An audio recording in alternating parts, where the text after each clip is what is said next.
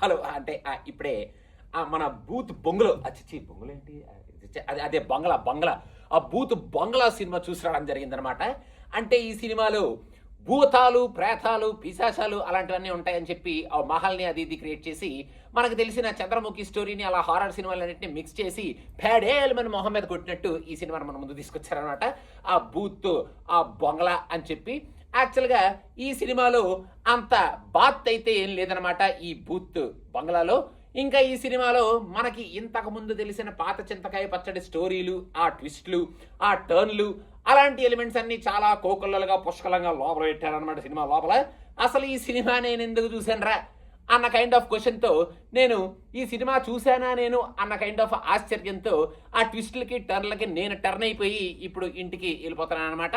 యాక్చువల్గా ఈ cinema start అవడం అదేదో ఒక అంటే భూత్ బంగ్లా అంటే లోపలకు దెయ్యం ఉండాలి, ఆ దెయ్యానికి ఒక రీజన్ ఉండాలి, దానికి ఒక బ్యాక్ కనెక్ట్ ఉండాలి, అవన్నీ కనెక్ట్ అయ్యే ఒక స్టోరీ ఉండాలి. కాబట్టి వీటన్నిటిని కనెక్ట్ చేసుకుంటూ ఏదో అలా అలా అలా అల్లుకుంటూ ఏదో ఒక స్టోరీని చూపిస్తారనమాట ఫస్ట్ స్టార్టింగ్ లో. ఇంకా ఈ బూత్ బంగ్లాలోకి వచ్చిన తరువాత ఫస్ట్ హాఫ్ లో వసుధర అని చెప్పి ఒక దెయ్యాన్ని మనకు పరిచయం చేస్తారనమాట. వసుధర అనగానే ఆ పేరు విన్నప్పుడల్లా నువ్వు రావద్దరా అని నాకు అలా అనిపించింది అనమాట.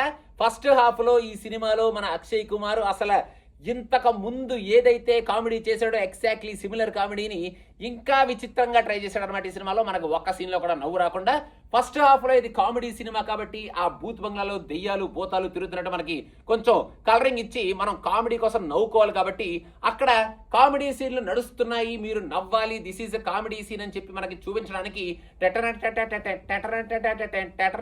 అని చెప్పి ఏదో మ్యూజిక్ వేస్తారనమాట.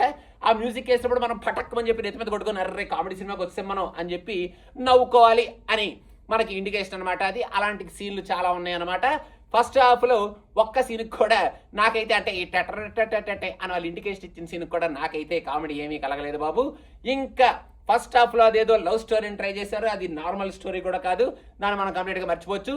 ఇంటర్వెల్ కి ఒక బీభత్సమైన ట్విస్ట్ ఇచ్చారు. ఆ ట్విస్ట్ చూసి నేను oh this is the comedy out of the whole first half అనేటట్టు ఆ ట్విస్ట్ ఉందన్నమాట.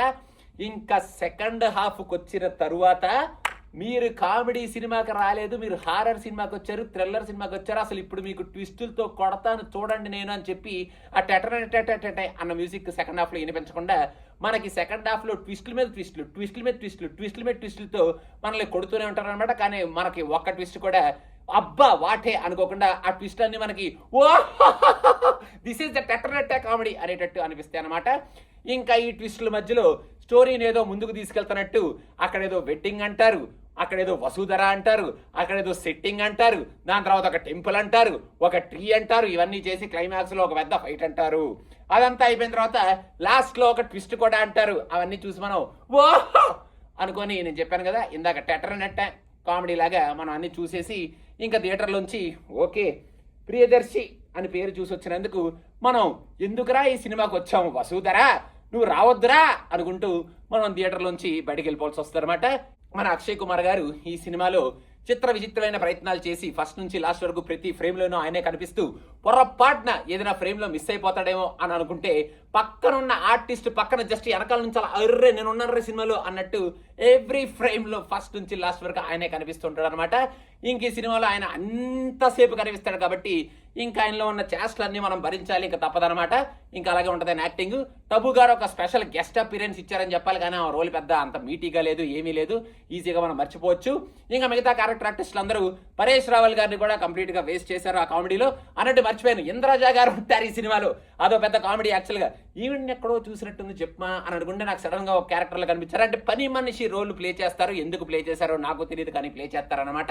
ఇంక సినిమాలో మ్యూజిక్ కూడా అంతంత మాత్రమే ఉంటుంది. లాస్ట్ లో రామ్జీ బలాకరే ఆ సాంగ్ ఒక్కటి చూడటం కోసం సినిమా మొత్తం చూడాలా, యూట్యూబ్ లో చూసుకోవచ్చు కదా అనేటట్టు ఎండలో ఆ సాంగ్ కూడా వస్తుంది. ఇంకా ఓవరాల్ గా ఈ సినిమాలో బూత్ ఉంటది కానీ మనల్ని భయపెట్టదు, ఈ సినిమాలో కామెడీ ఉంటది కానీ మనకు నవ్వు రాదు, ఈ సినిమాలో స్టోరీ ఉంటది కానీ మనం కనెక్ట్ అవ్వం, ఈ సినిమాలో ఎమోషన్ ఉంటది కానీ ఆ ఎమోషన్ మనకి డిమోషన్ వచ్చేటట్టు ఉంటది. ఇంకా మొత్తం ఓవరాల్ గా ఈ బూతు బొంగల చిచ్చే మాటిమాటికి మళ్ళీ మాటిమాటికి అదే పదం వస్తుంది. So sorry for that. ఇంకా మీరు చూడాలి, you have 3 hours of very very free time, you can go in side and just sleep in అది ఇంత థియేటర్లో సినిమా చూడాలి అనుకుంటే మీకు చాలా ఫ్రీగా ఉంది టైం అనుకుంటే ఇంకేం చేస్తాం, నాలాగా మీరు కూడా చూసి టెట్టరెట్టే బూత్ క్యా బాత్ ఇన్ ద బూత్ అనుకుంటూ అలా మ్యూజిక్ వేసుకొని మీరు ట్విస్ట్లకి టర్న్ అయిపోయి ఆ వసుధరాన్ని ఒకసారి తలుచుకొని ఇంటికి వెళ్ళిపోతారు అనమాట. సో అదనమాట సంగతి. ఇంతకన్నా నేను బాత్ గురించి బూత్ గురించి చెప్పడానికి ఇంకేం లేదు అదనమాట. Please don't forget to subscribe to cinema పిచ్చ. బాత్ హే క్యా బాత్ హే.